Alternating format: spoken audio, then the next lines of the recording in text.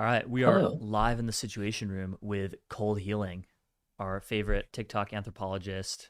Is that, yeah, that's what it still is. TikTok anthropologist, Yeah. dark statistician, ex Kroger. Yeah, that's my resume there. That's what I've been up to in my career. Yeah. Did Thanks for you? having me. Yeah, for sure. Did you really work at Kroger? Yeah, I did work at Kroger. That was in summer of 2016. But yeah, I was a Kroger bagger. I kind of loved it, honestly. Like I was picking up the carts was my favorite part. I'd go outside in the parking lot and I'd push all the carts, to the front of it. It was a great summer job. Yeah. That was fun. I used to work at Chipotle doing the same kind of thing. I guess I could say Yeah. my version Yeah. of I mean, like the Chipotle is also it's community service. Yeah. Midwest to Brooklyn pipeline was growing up in Boca Raton, Florida, working at Chipotle, and then moving to San Francisco to, I guess, Yeah. also sort of in a roundabout way become a cold healing type on the internet. Yeah. Not Everyone who's a transplant is a cold healing type in a little bit of a way, I guess. Yeah. So speaking of which, that was actually my first question was, what do you think about all the New York City transplant discourse going around? Oh, I mean, I'm like extremely pro transplant. I guess maybe that's, maybe I'm silly about it on my account sometimes because, I think there's a little bit of a silly impulse in, wanting to uproot your whole life and go somewhere else and change everything. I think that's a little bit silly. But fundamentally, I think it's, I'm so pro transplant. I think people should be going to big cities and people will keep going to big cities as time goes on. I think like the internet pulls people to big cities, whether it's San Francisco for tech things or New York for culture or like Miami for cryptocurrency. I think we'll continue to see that more as time goes on. I'm very pro transplant. Basically, I think that there's a lot of cool things in big cities, and I think young people should go to big cities. Do you think this is like going to create a sort of winner take all dynamic where the only cities in the country that are relevant become like maybe SF, DC, and New York? Yeah, I think that's a fair assessment. I think Miami will be sort of relevant as like Miami and LA sort of as like retirement homes for people who've made it in cities, if that makes sense. Like they're sort Yeah. of like calmer versions of it where people go once they already have a little bit more traction. But yeah, I mean, if you're getting started like New York and SF and DC to lesser extents, like SF and DC are more specialized, right? Like they have, like government and tech, very important things, but you have to go there to want to do one of those two things, whereas New York is a more general city. I do think that New York is especially like really well positioned for the next like 100 years. People are going to keep wanting to go to cities. New York has like a beautiful like bones of a city. I'm just like I don't know. I love the, Yeah. New York is the unfortunately layout the of it. only city in America. Yeah, New York is going to do like really really well over the next 100 years. Yeah. So what's the like cold healing guide for new transplants? Like, where should you like move within New York City? Like, how do you meet people? How do you get a job? Establish Yeah. yourself? I mean, meeting people, I think Twitter is by far one of the best ways to meet people. I've met so many people in my life off Twitter. I think it's like it's an amazing website for that. Including me. People you already know. Yeah, yeah.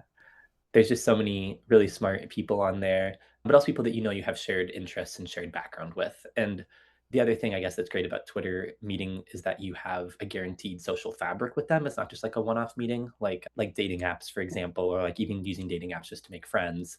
Those have the inherent product of you meet someone and they're totally isolated from your social graph, right? You meet somebody, it's like you're just like you're poking a hole in the social graph, just some random person essentially.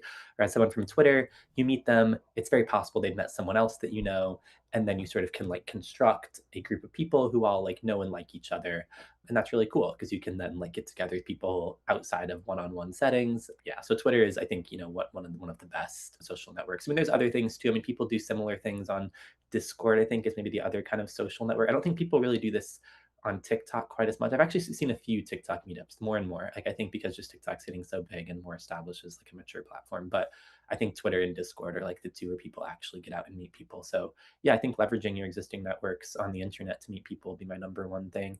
In terms of like where to live, I mean, it's truly like your own, like whatever you can afford. I think that people are like hesitant about living far from the city, but I don't think it's really that big of a deal to live like deep into Brooklyn or even like I'm surprised that like people haven't been trying to gentrify like the Bronx. Like the Bronx is like nice and you can go up there and you can like live in places, and I think that it makes a lot of sense to just commute in. Like it's not the worst, thing to go and just take the train down. So I don't know. I think it's like the distance not that big of a deal. Most of the time, you're going to be going to the same areas of town, Lower Manhattan, Williamsburg, L train, Brooklyn, but like you can just take the train there. It's not the biggest deal. Yeah.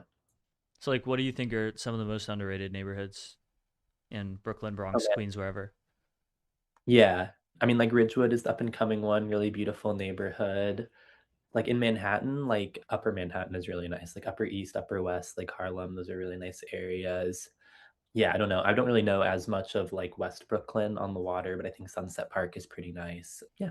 I think the most slept on neighborhood in all of New York City is probably Hudson Heights because like it's in Manhattan, it's right Where's Hudson Heights? I don't even know what this means. like 181st Street, Okay. 187th Oh, Street. this is super far north. Yeah. Okay. Super Yeah. far north, but it's like it's really like family oriented. There's like lots of families and kids everywhere. It's super chill. Yeah. It's right next to like the Riverside and Fort Tryon and George Washington Bridge and a bunch Okay. of trains. Easy to go down into like Midtown downtown if you want to. Also Yeah. easy to go to the Bronx if you want to. I think it's great. Yeah, no, that's nice. I spent some time at like the Morris Hummel Mansion, which is on like 162nd, just a little bit south of there, and it's really nice and cozy up there. I don't know, it feels like a really tiny community. It's also so small, like you really feel that Manhattan is an island up there because the island gets so skinny. Yeah, it's a nice area. Yeah, that's why Alexander Hamilton moved there. Yeah. Mhm. I think that the Morris Hummel Mansion is where Aaron Burr got married. I think is one of their claims to fame at that spot. Nice. So what do you think of the whole Mamdani phenomenon? We're almost 5 months in to the Grand Socialist Islamic Republic of New York or Yeah, whatever. yeah. It seems I like things are mean, largely the same. yeah, things are mostly the same. Nothing ever happens. I think that, Mamdani, I disagree with a lot of like the literal policy statements, but I think that his like enthusiasm is basically like unmatched in politics. He very clearly cares, very clearly gets other people to care. Like a lot of his, small policy things, like we had a bunch of snow in New York this winter, and he kind of had programs to get the snow shoveled, like paying people to do it. And just like the care and enthusiasm he has for the small aspects of governing I think are kind of like unrivaled. I don't know. I really like I think that that matters a ton, even if I disagree with kind of the big picture like policies of the socialist Mamdani vision. That doesn't actually seem like what he's acting on. It seems like his actual day to day is making New York better in small ways. So yeah, I really can't complain too much. My life has not really gotten like more expensive yet, and yeah, I mean I think that like from a big scale perspective, like I totally disagree with like rent freezing again from like my sort of pro transplant perspective. I think we need to be like making things more expensive so that way, there's money that comes in to make more building. Like it just, I believe in capitalism to facilitate, getting more people into New York City because more people want to be here. But Totally. like at the end of the day, it doesn't really seem like there's been major changes in the rents yet. It's also, a very short period of time. So we'll see. But New York City for me coming from SF feels kind of like YIMBY paradise almost. I mean, Miami is Yeah. real YIMBY paradise, but even New York City, like there's just always skyscrapers going up in Midtown and Mhm. financial district and Yeah. I like mean, SF is downtown yeah, it's kind of Brooklyn. crazy just how not dense SF is, on the like I was in like Golden Gate Park and just kind of stunned at how small the houses were around it. Like they're just SF is a very tiny little peninsula, but even then they're still not really using it to its full density. And it's like a beautiful landscape that deserves to have more people there. Yeah, SF is Yeah. like a small town. You think of like what are the great things that have been built in San Francisco in the last, what, say 20 years?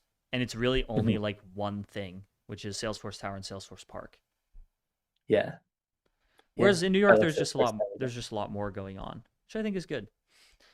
Yeah. No, I mean, we're cranking out so much stuff. I don't know. I love seeing the big skyscrapers in Midtown. Like I love the new JP Morgan building. I think about it a lot that like, if I come back to New York in 50 years, it'd be like, wow, they built that when I was there. Then because I know for sure like the J that building is like, it's this giant hulking mass. There's no way that that's going down at any point. And so it's cool to think about that. Totally. They're still building stuff in New York and they still will be. New York is super different even from when I went there as a kid, 10, 15 Yeah. years ago. There was no Mhm. World Trade Center, there was no Oculus, there was no JP Morgan building, there were no pencil towers in Central Park. When I was a Yeah. kid, the Empire State Building was still the tallest building in America or the tallest building in New York. Yeah. But there was like the brief period, yeah, like post Twin Towers, where it was yeah back again to the tallest one, and then yeah they built the. But I think yeah, I mean there's a lot of really tall ones now in New York, and the pencil towers along Central Park I think are also very beautiful too, even though no one really lives in them. Yeah. True. So back to Mamdani, we talked about him a little Mhm. bit. Obviously, he was incredibly successful with this campaign. He was at first, I think, in the prediction markets at what, like 3 to 5%, and then he ended up winning against like Mhm. extremely well resourced incumbent Andrew Cuomo. Yeah. And so it seems like this is mostly just because he's very earnest and he's very real and he's very sort of short form video pilled and internet native, right? Is Mhm. this what you think is? Do you think this Yeah, is true? I would totally agree. Yeah, I mean, I think he had, an effective modern campaign at a variety of levels. I mean, you can definitely chalk it up to short form video, but I think he also just, you know, energized people at a variety of levels. I think one of the things he did really well was kind of combine the energy for like canvassing that is in like a lot of Brooklyn people, but also had a message that resonated with a lot of like non-transplants, right? So you have these transplants enthusiasts, people who are, excited to go out and campaign for this person who they feel culturally energized by, but he had a message about freezing rents that resonated well with people who've been in New York for a long time, like immigrant families that have been in New York 10, 15 years that see the city keep continuing to get more expensive. I think the combination of that media literate campaign with a message that also resonated with people who are not plugged in as much to the intricacies of social norms on the internet, there was still a message that resonated with them, and I think it was that kind of multi-level thing that made Mamdani do really well.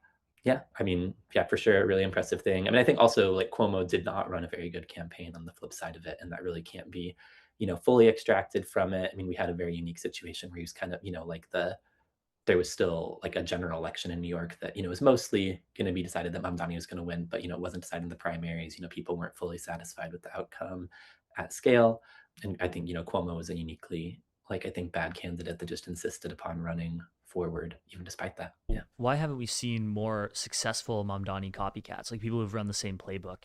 Is it just kind of like Trump in that like nobody can be Trump except for Trump? Like we had what? We had Kat Abu Ghazaleh in your home state of Illinois who lost pretty badly.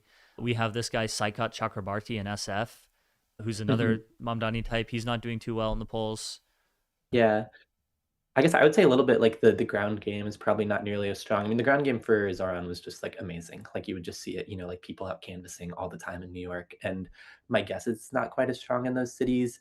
And I think maybe also slightly less like pain over the rent prices in these places. Again, I'm not sure what the exact rent situation is in San Francisco, but I think it's at least a little bit less variable than it can be in New York. And Chicago, the rents are honestly still even that not that bad now. So I think that could be another factor here that there's just less of a desire for extreme change in other places. But I don't know. It's probably worth exploring more than my. This is just my like initial take on the question. Mm. And speaking of which, if you are like, let's say, not super status pilled, if you are not trying to kind of like win the comparative game of life and you just want to like live somewhere, chill in America and have a family and such, like, where do you think is the right place for that? Chicago or somewhere more rural, Oh, where's the right place Peoria? to live? Yeah. Yeah, I mean, I love Peoria. Peoria's my hometown. I mean, honestly, I think if you want to live somewhere rural, you should live somewhere rural, like close to where you have something else happening. Like, live somewhere like close to your parents, live somewhere else. I mean, there can be landscapes that you love or whatever, but yeah, I mean, New York City is a unique pull. There's only like one New York City in America. There's a ton of rural places in America. And I think that, I don't think there's really like oh, this is like the perfect up and coming rural place. I mean, I personally like love Peoria. It's a beautiful like river valley town, has a nice infrastructure around it. But I think that there, are so many other places, and I'd really recommend like just trying to love like a place that you either grew up in or have connection to, where your parents moved to, because I think those things matter a lot. Why do you think Austin never took over from SF or Miami Yeah, never took over from New York? yeah. I mean, both of those, yeah, those were moments. I mean, yeah, I spent some time in Austin. I went there two different springs in a row. I like it a lot. It's one of like the few like 21st century cities. I think it's nice. It's kind of hot. I think they tried to grow it really fast in a way that wasn't maybe sustainable. But Austin has beautiful nature. I mean, it really does have kind of this like beautiful river that runs through the middle of it, and really nice hikes. I think it's so hard to dislodge these, really long-standing cities like New York and then San Francisco and DC. I mean, there's just like accumulated reasons for people to stay there. In order to get people to move, you have to have like really big, compelling reasons. I mean, I know there's, people leave California because of whatever tax law, but it's still like California itself is so much entrenched power, and there's still a lot of people that are going to stay. So yeah, I think it's just hard. Is this sort of it? I mean, I wouldn't really be short Austin or Miami as cities. I think they both have good futures ahead of them. But eclipsing New York or San Francisco or DC is hard. But I would predict it. I would be more favorable towards Austin or Miami than I would be like a city that hasn't had an up and coming moment recently. Basically, like I think that Philadelphia is probably in like a scarier long term spot than Austin. I mean, Yeah. I'm very long Miami. I think, they are building things and they're well governed and it's just a question of trend Mhm. lines. And Yeah. like, if it costs what it costs to get like a single family house in San Francisco in the marina, Mhm. it's like $7 million now. People are just gonna like move to places that are cheaper, unless you're at the Yeah. very, very top of the status hierarchy. Yeah. But that's just kind of a function of the capital here, I guess, that there is sort of a limited amount of stuff in SF, and hopefully they build more housing in SF and there can be more families that live there. Because it does seem, I mean, SF to me seems like kind of an idyllic place to have a family, the beautiful bay, and Hmm. yeah, it seems really great. I But think just the dam's um, got to break at some point, right? Like, you can't have yeah, median home values of like $3 million in the entire Bay Area. You know, yeah, I didn't know it's just Nobody 3 can million. afford Yeah, this. that's so high. Yeah, Well, I mean, it's that's it's like it's it's not that not, but it is in some neighborhoods. Like in Palo Alto, it's like 3.5. yeah. In the entire Bay Area, it's probably like 1.2, 1.5, which is Mhm. still Yeah, absurd. But anyway, yeah. one of the big sort of moments in the discourse right now is sort of the idea that we had like the MAGA moment in like late 2024 through early 2025. That's like really died down. Mhm. We don't really have like a comparable sort of woke 2.0 from the left yet. Seemingly the most popular figure on the left yet is Hassan Piker. Is this true, do you Yeah. think? I mean, he represents like a certain, yeah, vision of leftism. They definitely for sure don't have like a central governing like figure in the way that Trump was for the right kind of post 2015.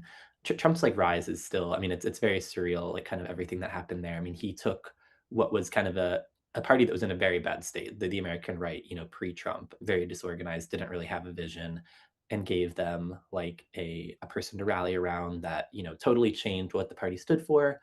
And on the left, I think they're similarly in that disorganized state that the right was in, like post like 2012, like Romney lost. Like I think that it's a comparable scenario. I think of the way that Trump now has a second term, and there's not really any immediate, future successors apparent. But we're also still we're not like there into the next year. We're not fully into the next election cycle yet. So there's a couple more years of them to figure it out of what exactly we're going to see the future of the left looking like. But yeah, I think it's disorganized right now, and yeah, I don't know. I mean, Hassan represents, I think, a meaningful vector that I think you could trace of what the future looks like. I sort of dislike the term woke 2.0. I think that that's a term that isn't very specific. Like it's kind of harkening back to this like old, like woke, which obviously, Trump is anti woke, but it's just like going back to woke. I just don't think that's exactly what the future is going to look like. I think that like woke has all these intrinsic like baggage things that people won't really want to go to. And maybe they'll like adopt it, but it'll be in like a joking way, which I guess is what woke 2.0 is purports to be, but I don't know. I think woke 2.0, kind of like the original woke, is used both by its proponents and by its critics. Like, you have Hmm. Hassan tweets about woke 2.0 a lot, and about Hmm. failing to make the mistakes of woke 1.0 by like alienating everyone by just being extremely annoying. Yeah. Yeah, I mean it's true. I mean that is like I think the big part of wokeness that people disliked was like the policing, especially. But a lot of like what the right is doing now is a lot of that same policing. Like the right has a lot of like similar language policing. Mm-hmm. And like I think it's just sort of a trait in some ways, not even of woke, but just of the internet when it's in power. Like that's just kind of how it works. Like there's dominant cultures that like, assess them like or assert their powers in certain ways. Yeah, I don't know. I really, yeah, I don't have an answer for what the future of the left is. If I did have an answer, I'd probably be like, in the trenches trying to make something happen rather than theorizing in a tower about it. Do you think Dime Square is like totally dead now? Dime Square is I mean, I think that I mean Dime Square was maybe like a post-pandemic phenomenon. I mean, nowadays Dime Square is just a description of a neighborhood. Like, I mean, you could pinpoint what people mean when they said Dime Square as like a literal neighborhood. I mean, there's still stuff happening downtown. There's still a lot of, smart young people down there. The Red Scare podcast maybe doesn't wield the same cultural dominance as it did, 5 years ago when that term was really getting off the ground. But I would bet that the term, like I genuinely think Dime Square will be a descriptor for the neighborhood like 10 years from now. Like you'll see it on Street Easy still. It's already on Street Easy today. I think that it's, a descriptor of a neighborhood. Hmm. All right. Well, with that cold healing, thank you so much for coming on MTS. It's been great, Yeah, thanks for having me. and we'll see you around on X.com. Yeah, I'll see you guys later.